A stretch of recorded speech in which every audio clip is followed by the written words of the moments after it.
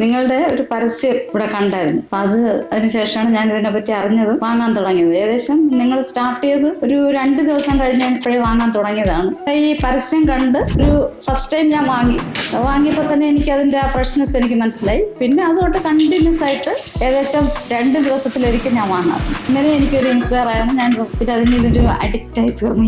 ഈ ലിലോ തന്നെ വേണം, നിങ്ങളുടെ ഈ ഫിഷ് തന്നെ വേണം എന്നുള്ളൊരു ഇതായി മാറിയത്. വിലയും എനിക്ക് അഫോർഡബിൾ റേറ്റാണ്. വേറെ ഇതായിട്ടൊന്നും എനിക്ക് വലിയ റേറ്റ് ആയിട്ടൊന്നും എനിക്ക് തോന്നിയിട്ടില്ല.